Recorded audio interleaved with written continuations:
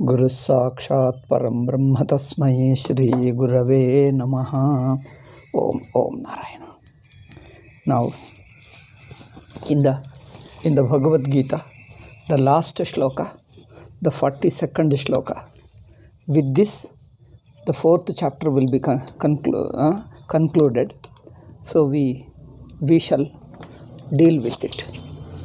The shloka says, before the shloka, there are one sentence by Bhashyakara himself. Yasmat karma yoganushthanat ashuddhikshaya hetuka jnana sanchinna samshayo nani badhyate karmabhihi jnanagdhigda karmatvadeva yasmach jnana karmanusthana vishaye samshayavan vinashyati.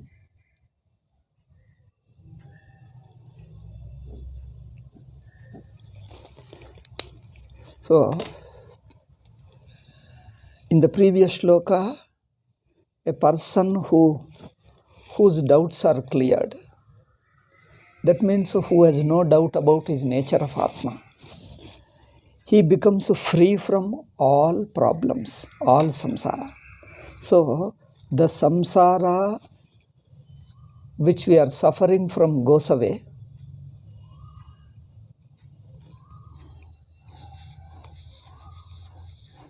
By jnana.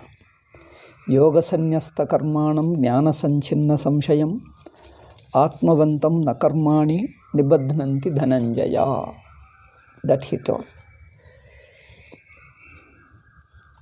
Now in this shloka,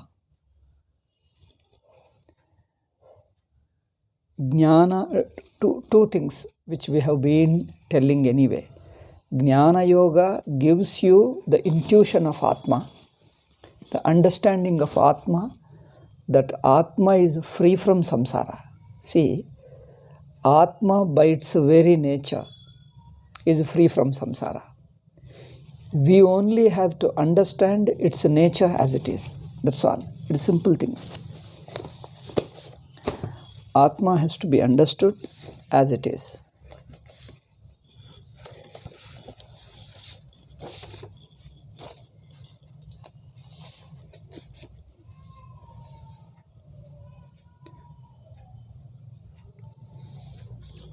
This is the thing.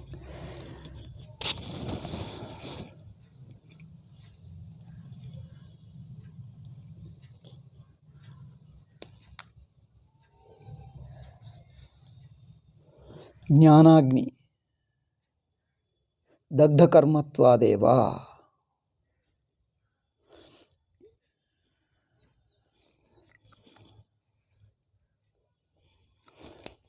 So the knowledge of the Atman, the intuition of the Atman relieves a person from all doubts. Doubt means ignorance, doubts, confusions, misunderstanding, everything it corrects. Because presently the problem with which the jiva is suffering is misunderstanding about himself. The misunderstanding means, what is misunderstanding? We look at Atma from a wrong angle. That's all. Taking a wrong standpoint is ignorance. This is misunderstanding. Taking a wrong standpoint. Because we look at ourselves through the body, through mind and sense organs. This body, mind and sense organs we use while dealing with the world. So when we use body, mind and sense organs to know this world, not only we are using, see, this is the problem is, we are using body, mind and sense organs not only in order to know the external world, we use the same thing to know ourselves also. See, that is a difficulty.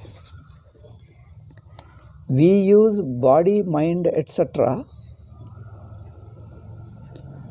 not only to know the world,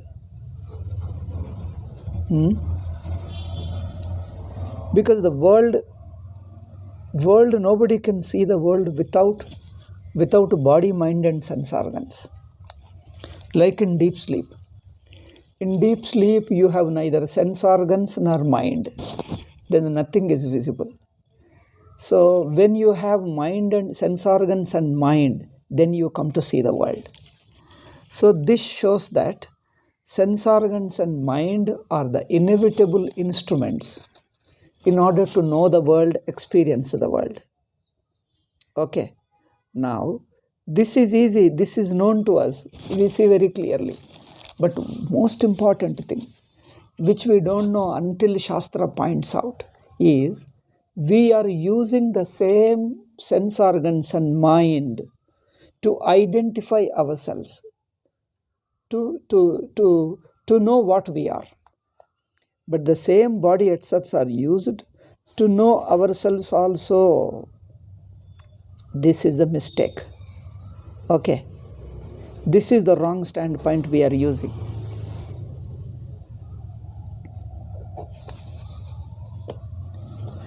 An instrument that is useful to know the outside world, the same instrument is not useful, cannot be used to know yourself. If you use it, it goes wrong. This is the mistake. Sense organs can reveal only the external world. Mind can reveal only the external world. But we are using sense organs as a standpoint to know what I am. We are using the mind to know what I am, because I am the one who is in association with mind and sense organs. So this association with the mind and sense organs is taken as myself. So I identify myself. I come to recognize myself that I am so and so, because I look at myself through the association of sense organs and mind. This is the mistake. This is avidya. This is ajnanam. This is the whole problem of samsara. The entire problem of life is only this, isn't it?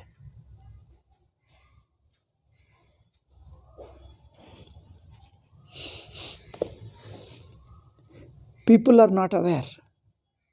We just take it for granted. We look outside alone.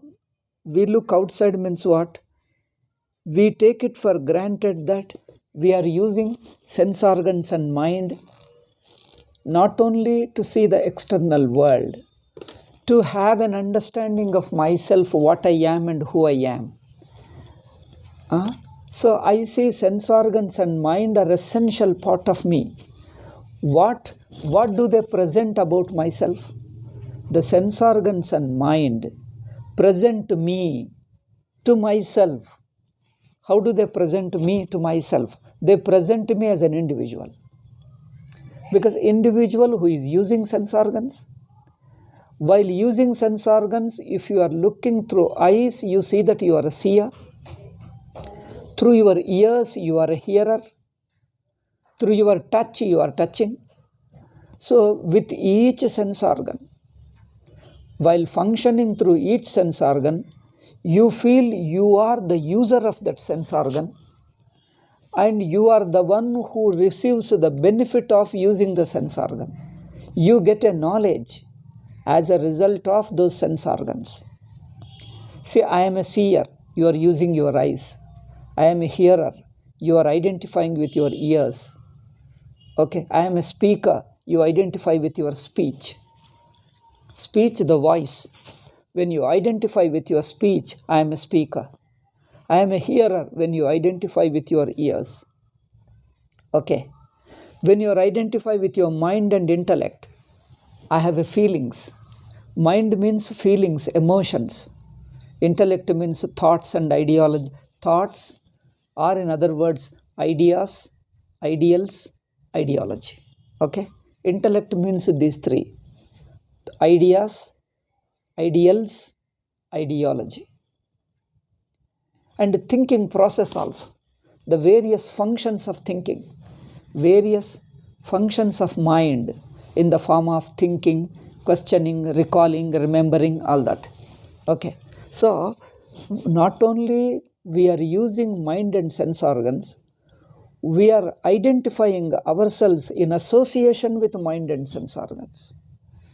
We cannot look at ourselves independent of mind and sense organs. That is, I can't see myself beyond individuality. I see I am an individual, subject to birth and death. I look at myself through body also. I have a self-image. I have a self-opinion. A self-image, a self-understanding. I am so and so. I am such a person. I am like this. I am like this. So every person has a self-image. The baby doesn't have. A small baby of 1 year olds. But as the baby grows up, it manifests. The instinctive self-opinion, instinctive self-image, a self-idea. Okay. There are two self-opinions. One opinion we pick up in the society. As you grow up, you pick up in the society, depending upon your worldly status, money, family, relationships, language, education, culture, religion, and so on. All these things, through all these things, you form an opinion. You form an image about yourself. I am so and so. I belong to this country. This is my mother tongue. Okay, you have a mother tongue. You have a motherland. That is your country. We call motherland. So our country is called motherland in India. I don't know how they call motherland or fatherland, but some land, okay, whatever is the land, one land. In India, we call it motherland, Matrubhumi. So they have some other name, but whatever it is, you belong to some country, some language, some family, some dynasty. Isn't it? Everybody belongs to some dynasty, some religion, some social group, you belong to. We belong to so and so social group. Okay, some ethnic group. All these things are externally picked up. By association, we pick up. But other than these things, there is an instinctive individuality. One is instinctive, another is cultivated. A cultivated self-image also has to be removed. The instinctive self, notion of I, instinctive notion of I notion. So these two put together have to be removed. The socially, in our culture and the society, you pick up a self-image. Second is there is an instinctive self-opinion or an I notion. Both put together is Jiva. Both require body, sense organs and mind. With the help of the body, mind and sense organs, we look at ourselves through them, in association with them. This looking at myself through them is a wrong standpoint. This wrong standpoint we are calling as adhyasa, a misunderstanding. Misunderstanding means understanding through a wrong standpoint. See, and why misunderstanding? Because you look from a wrong angle. Then what is the right angle? Not in association with my sense organs, with my body, with my mind. See sense organ, body as an outside your identity. You may use it tentatively is different. Like a role, like a character you assume in a drama. You assume a character in a drama, but you don't take it as your real identity. See the difference. You assume a character in a drama. You become a king, or you become somebody else. Okay, you become a king in a drama, but you know it is only a character I am assuming. In my real life, I am not king. Okay, in real life, I am not a king, but you are only assuming it. So here you know it is an assumed one, but not an identity, not a self-image. It is an assumed one. You know it. It's an assumed one. You don't identify with it. Just superficial, just for sake of that purpose, and leave it. Once the drama is over, you just set it aside. You are no more that same king. Okay. So this is an assumed one, voluntarily, consciously assumed one. Okay. See the difference. consciously assumed doesn't bother you. A consciously assumed character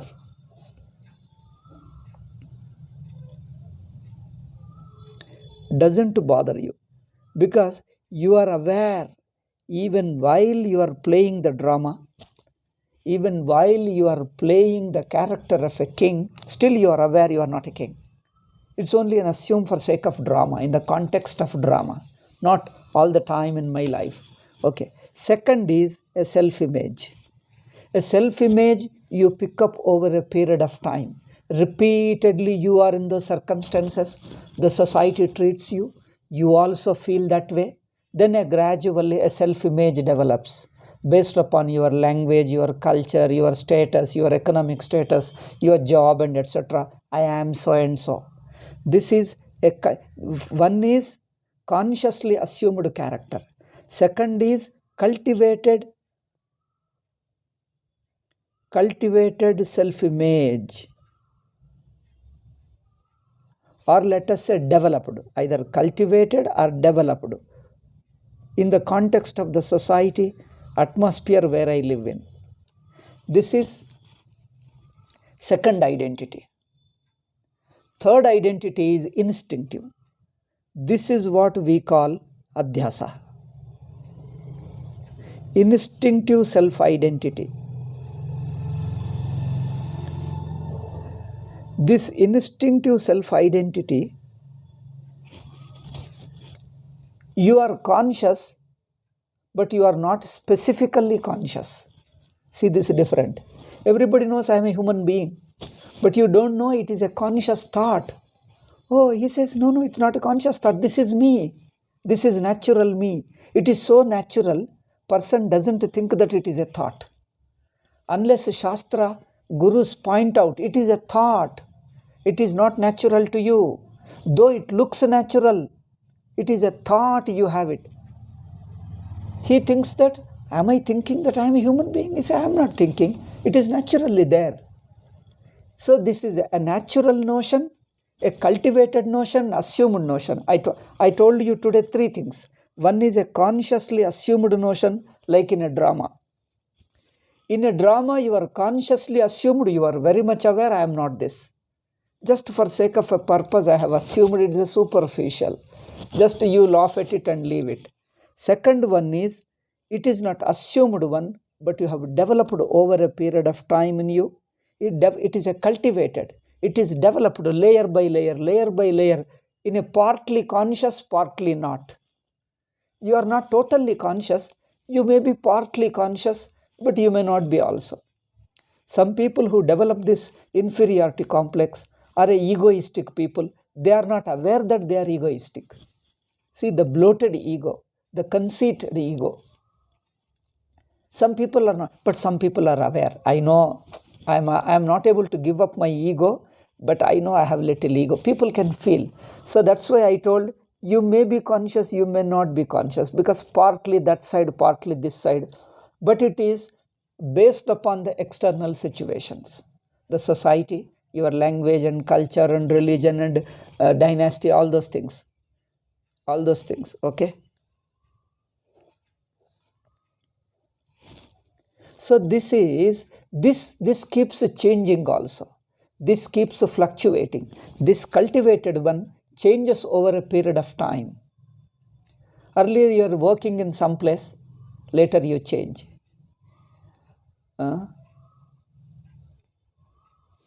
You were taking up a job and later you give up the job and assume another job. Earlier you were a rich man, later you become a poor man.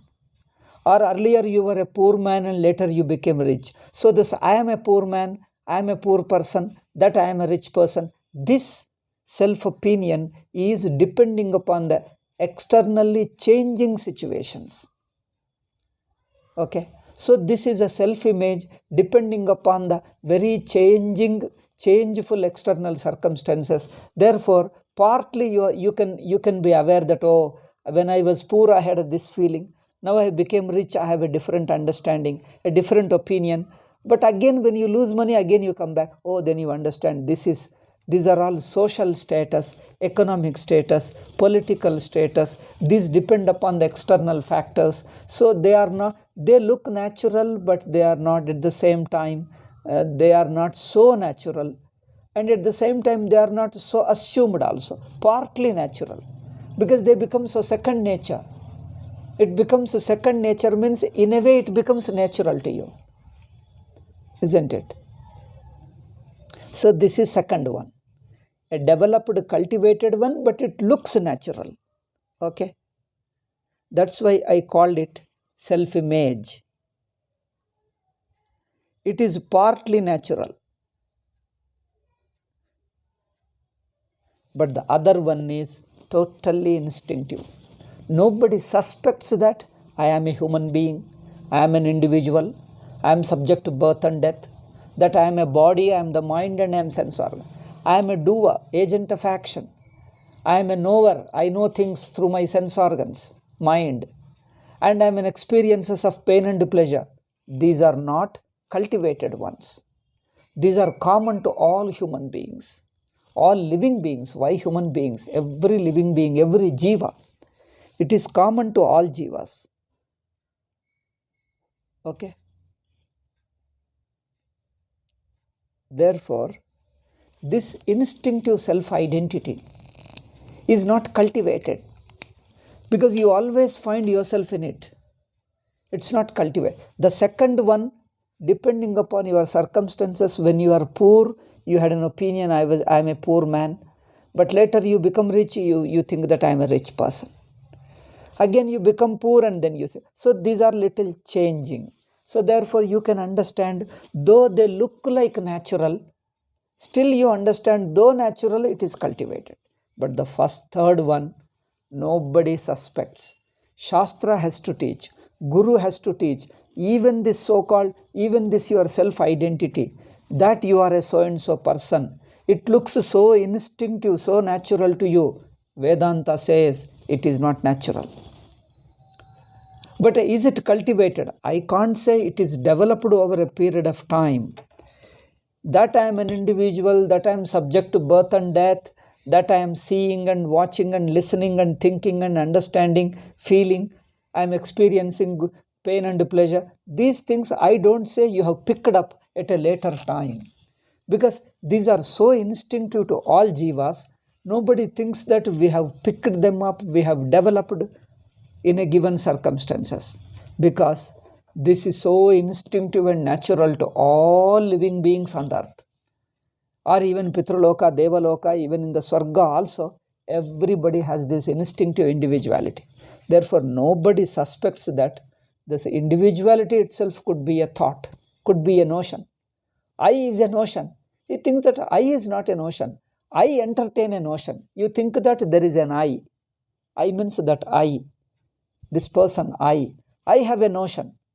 He thinks that the notion is different, but the I is not a notion. Vedanta says there are two things. I is a notion, I understand. I mean, you pick up certain notions that I am rich man, poor man, I belong to that country, this country, and all that, religion, and etc. But these notions you are entertaining. You entertain certain image, certain notions. You may pick up, you may cultivate, you may develop, but the very I is a central I, individuality. That I am an individual, that I am a human being is not cultivated. It is there naturally. That's why we call it beginningless, anadi. Okay. This sense of individuality, sense of I notion, or sense is I notion, whatever. Sense itself means notion. A sense of I or I notion is so instinctive that you think it is my real nature, not a notion cultivated. Not a notion, it is me, this is Atma. That's why we call it Adhyasa. This I notion is taken as an Atma. Atma means the natural me, not a notion. This is what me. My essential nature and instinctive nature. Instinctive nature is a thought, but not your real nature. Okay?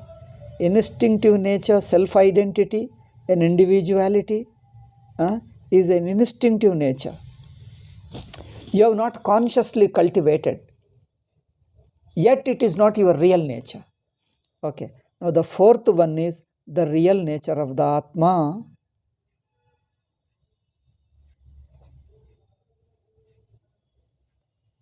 See, we have talked of four Atmas. One is consciously assumed in a drama. Second is cultivated, developed, your self-image depending upon external circumstances. Third one is instinctive nature of you as an individual. Fourth is the real nature of Atma. You transcend even your individuality. You transcend even your individuality, and it is beyond name and form. You can't give any name to it. You can't describe it.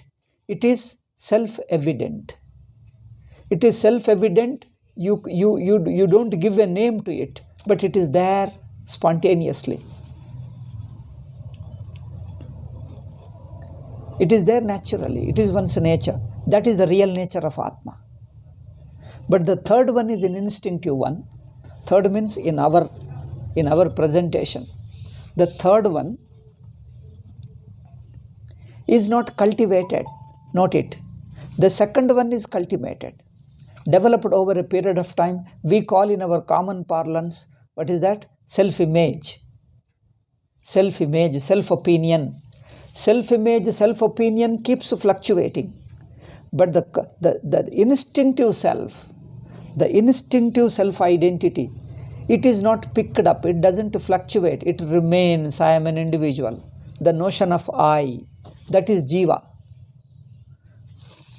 Isn't it?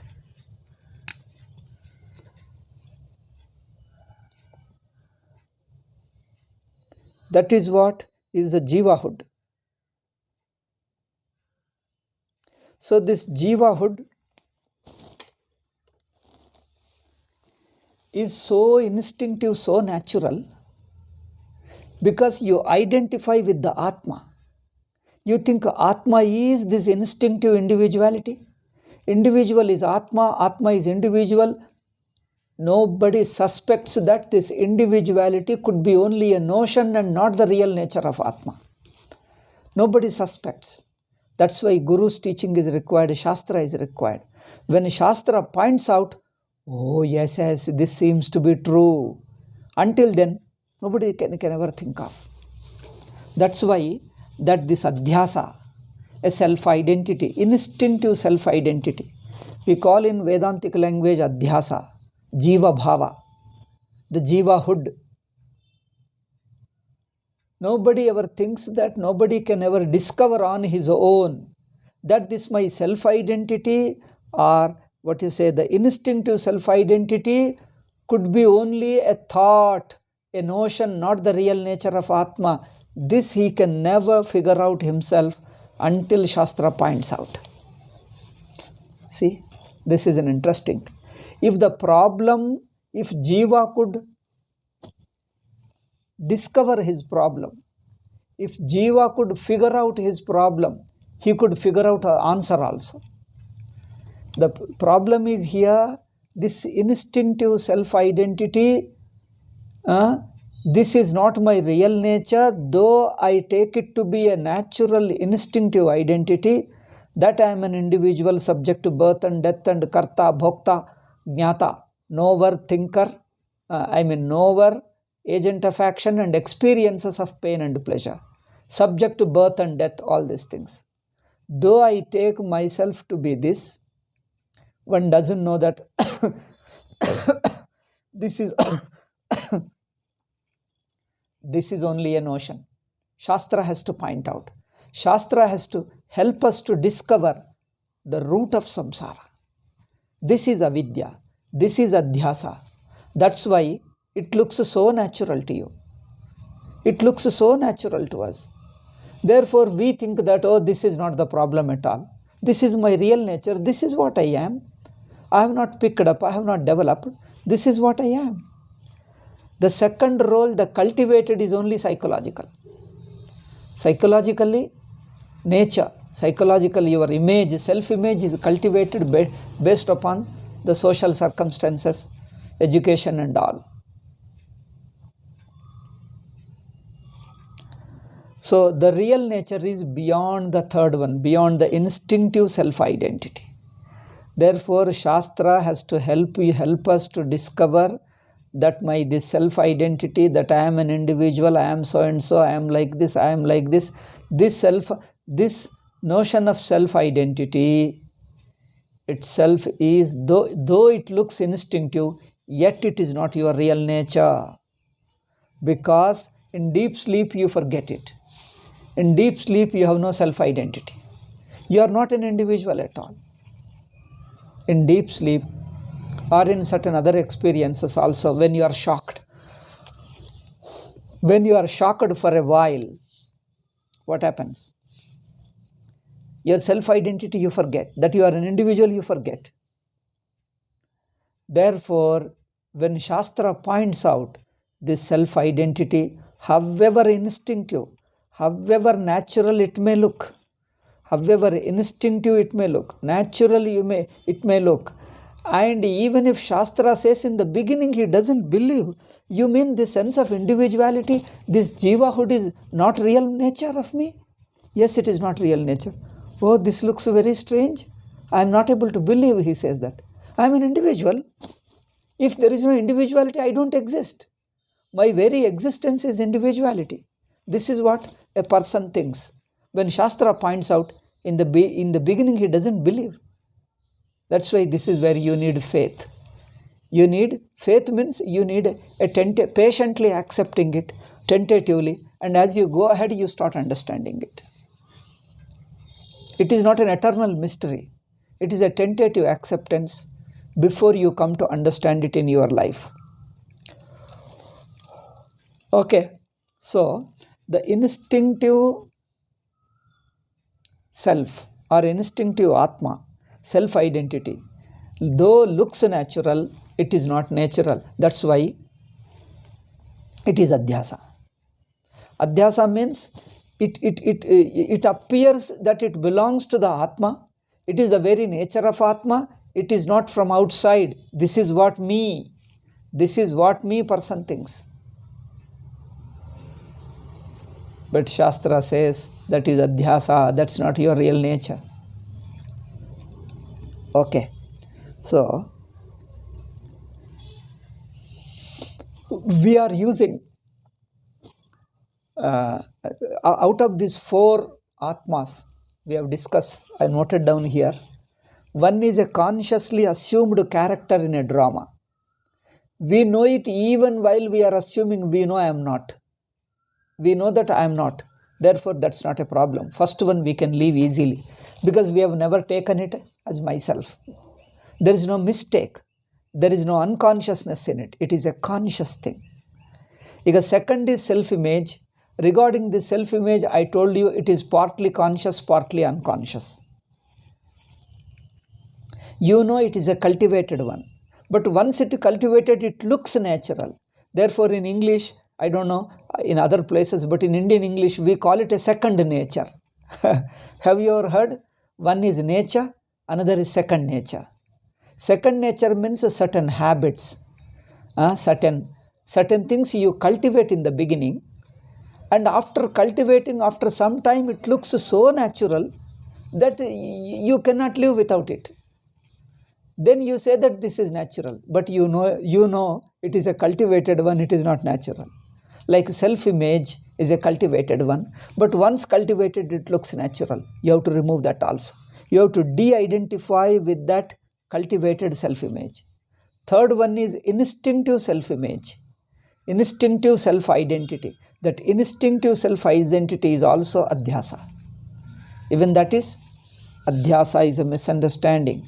So therefore, these two, the second one and the third one, will go away with adhyatmika sadhana. The second one will go away with your karma yoga.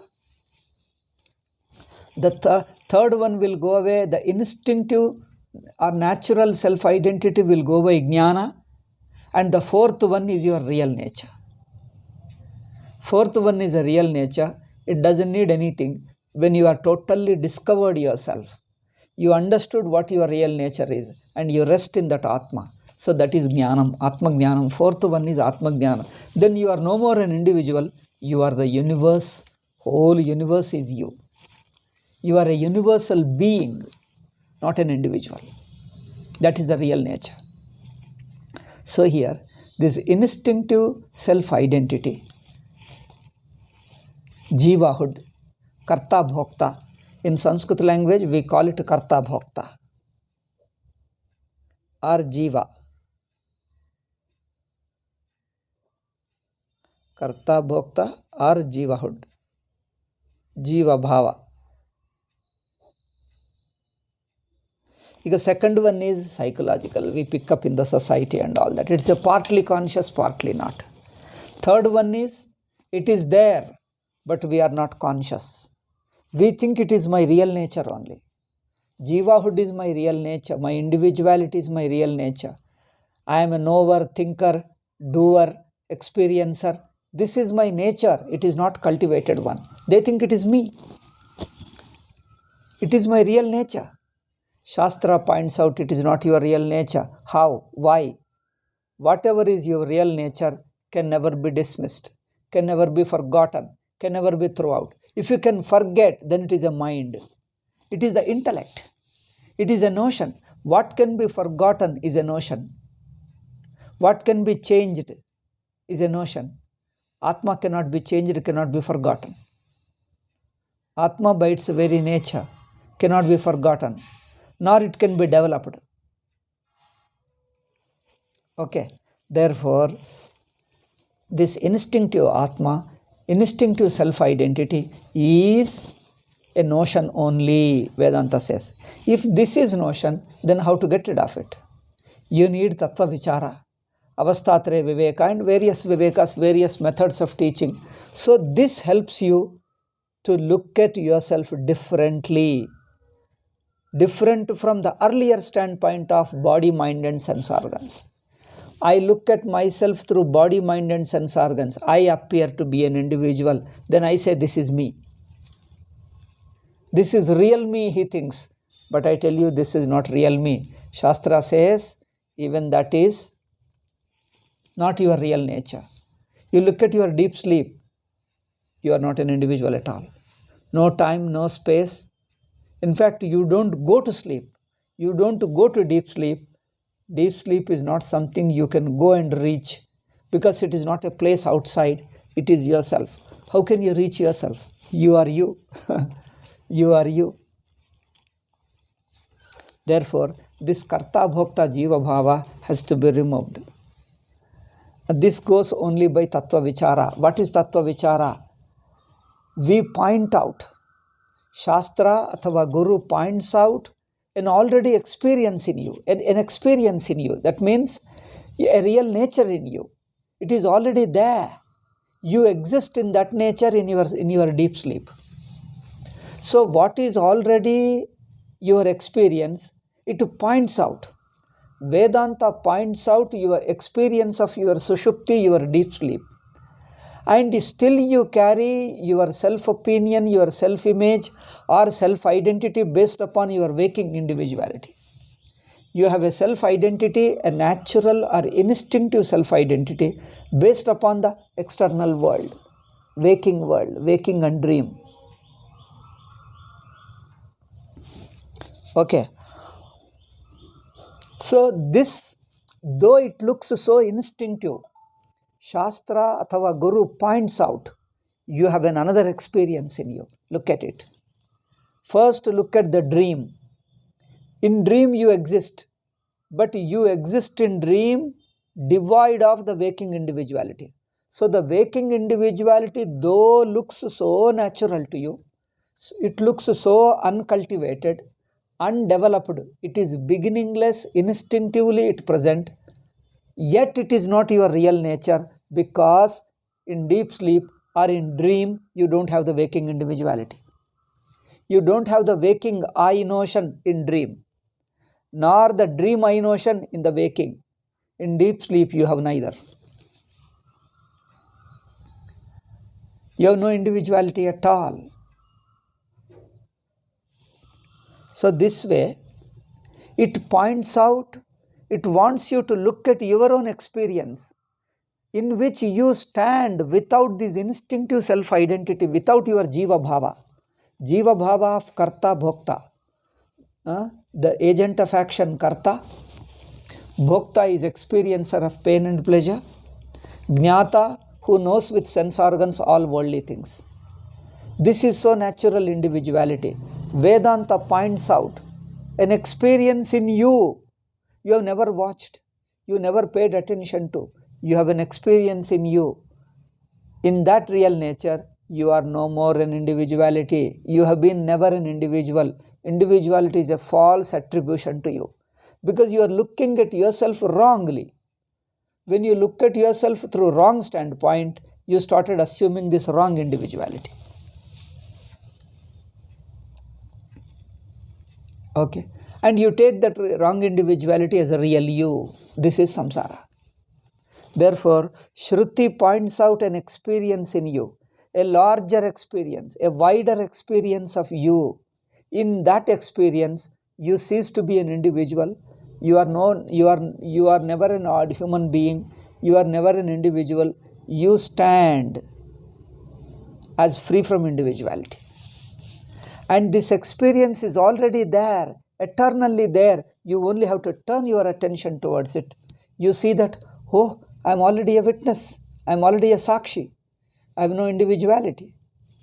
Okay, I'm free from individuality. So this Atman, you understand, that means it points out an experience. And you looking at that experience, you cancel, you negate your own this instinctive individuality. However instinctive it is, still it is a notion. It is not your real nature. How? What is real nature? Can never be changed, can never be lost. It is continuously, eternally present. In any circumstances, it remains the same. That is your real nature. But this I notion is disappearing in deep sleep. In dream, at least it is set aside. In dream, I set aside my waking individuality. And in waking, I set aside dream individuality. Both the individualities never exist in the nature of Atma. That is Atma Swarupa Brahma Jnana. In the Atma, in the real nature of Atma, there is no instinctive identity nor cultivated identity. You have nothing. Therefore, the point is very subtle. Those who have been listening to Vedanta for a long time can understand. Okay. Therefore, this instinctive identity has to be disproven as your real nature. Person thinks that this self-identity, instinctive identity, this individuality, this jiva bhava is my real nature. It says jiva bhava is not your real nature. Look at your deep sleep. You stand, but without being an individual. The individuality disappears on its own. It doesn't exist. You are just totally free. So, it points out that experience. This is called Shravana Manana Nididhyasana. Continuously pay attention to it. Watch and understand. You see that, oh my God, falsely by this individuality I have put upon myself. I've been never an individual. Okay.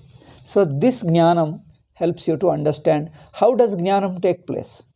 Shastra teaches. Shastra teaches means what does it do? How does it happen? Shastra only points out an experience within you, a wider experience, a larger experience. That larger experience swallows the smaller experience. A wider experience swallows the smaller experience, and therefore you go to the root. That is the real nature of you. You have no more any self-image, no self-identity, nothing. You are free from all identity. You are free from all images about yourself. You're just naturally there like a baby. You are a conscious being without any particular individuality. Okay? Therefore, The real nature of Atma, Shastra helps you to discover. Shastra doesn't give you as a concept that you are free from individuality, free from Jiva Bhava, is a self-discovery. Others cannot say anything. Others maybe they accept it because it is not there in their experience. But here, it points out an experience. Look at that experience and then look at the deep sleep experience and understand that you are waking individuality. The instinctive Jiva Bhava, however instinctive it is not real because I can get rid of it. I can forget it. What can be forgotten, what you can throw away or you can get rid of is not you. Okay. Therefore, this jnanam removes your deha or jiva, let us say. It removes your jivatvam.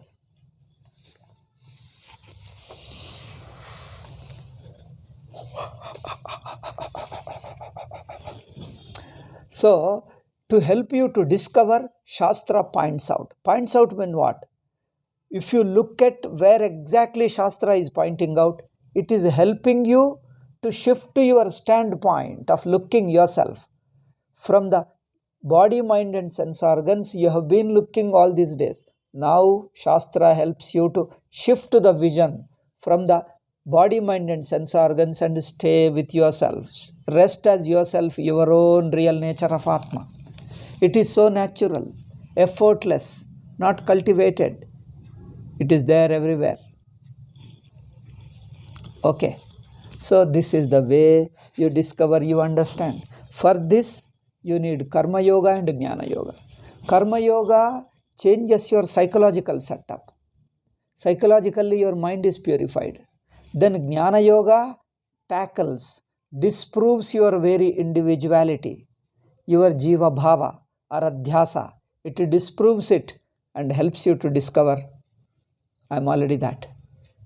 I have not become it. I have been like this. This is my nature. So this is how you discover it. Okay. So to discover it, first you need a preparation of the mind, that is Karma Yoga. Second is Atma Vichara, the self-enquiry, as taught in Bhagavad Gita. In Bhagavad Gita calls it as Jnana Yoga. Okay. With the help of that Jnana Yoga, you question yourself. You watch. You observe. You see that in your real nature, you are just totally somebody other than this I notion. Oh, you understand, I notion is also not me. Then you will discover. Okay. Then that's what the job of Karma, Jnana Yoga or self-enquiry. Now, coming to this Gita context, 4th chapter, 42nd, the last verse of the 4th chapter. He says, first by Karma Yoga, you prepare your mind. That excess of attachment, disturbed mind will be relaxed, sharp and observant. Mind has to develop the observation, that is Vairagya, that is self-control. If you have a self-control and Vairagya, you are capable of doing Vichara, Atma Vichara. Otherwise it slips. You listen to Vedanta, words alone come, nothing touches your Anubhava, it just slips. Again and again and again and again, keep on slipping, only slipping. But it is not true. Okay. So, with Karma Yoga, you get the purity of mind, that is inward outlook, in introspectiveness, that's all, not inward outlook, introspectiveness.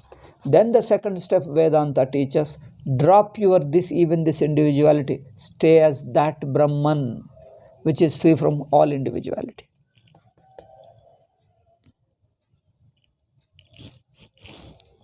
Therefore, a person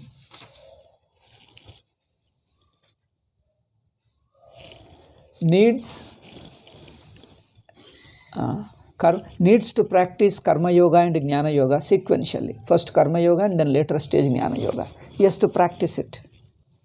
To practice it,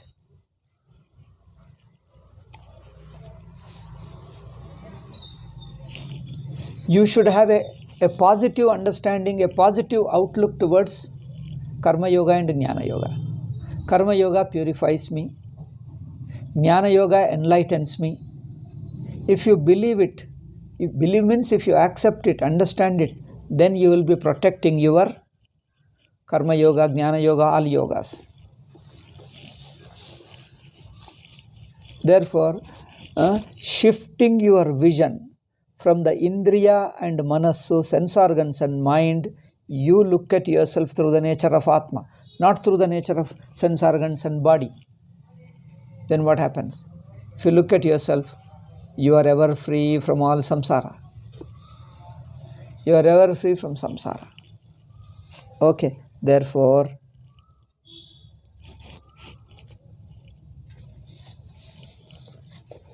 let me see the bhashya.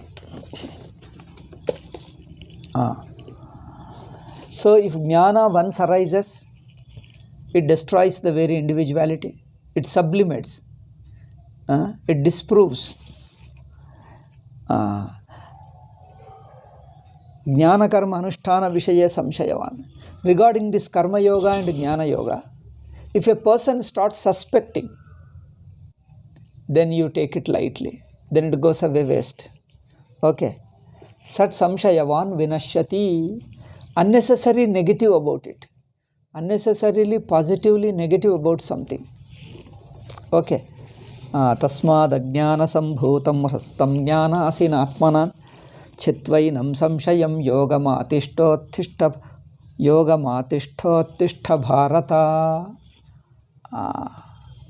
Therefore, this doubts, unnecessary doubts regarding the very nature of Atma is not good for anybody, even for sadhaka or others.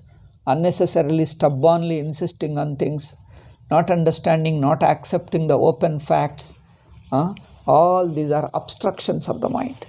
They are called here samshaya. Therefore, this samshaya you have to destroy with jnana. See, the sword of jnanam. Sword of jnanam. This jnanam can serve as an instrument to destroy all these things. Therefore, ajnana sambhutam hristam jnanasina. So this samshaya you have about the nature of Atma. Am I really Brahman? People ask doubt. I listen so much. Am I Brahman or I am only brainwashing myself? People start telling, you are Brahman, you are Brahman, you are Brahman, you are only brainwashing us. You are brainwashing us. Is it true? Shastra says it is not brainwashing. It is helping you to discover the truth, true nature of you. Okay.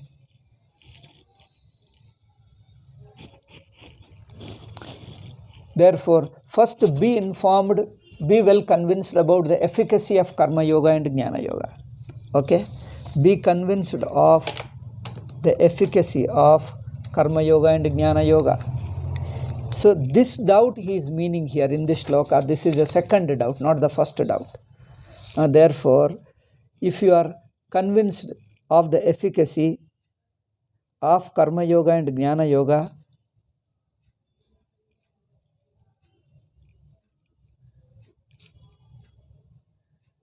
okay, then you will be able to practice Karma Yoga and Vichara.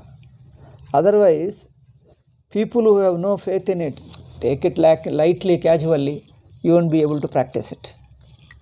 Therefore, in this last shloka, a person who knows the efficacy of Karma Yoga and Jnana Yoga, that person will never suspect Karma Yoga, Jnana Yoga, humbly, willingly, wholeheartedly practices Karma Yoga and then goes to the Jnana Yoga. As a result of that Jnana Yoga, you come to discover yourself as your real nature. Okay? This shloka is almost complete, but anyway, a few points are there. We'll tell in the next class. We will conclude. I think the next class is a final class about the 4th chapter. Then thereafter we will continue the 5th chapter. Okay? So there is one more talk about this 42nd shloka of 4th chapter. Om Shanti Shanti Shanti. Hari Om Shri Gurubhyo Namaha. Hari Om Tat Sat.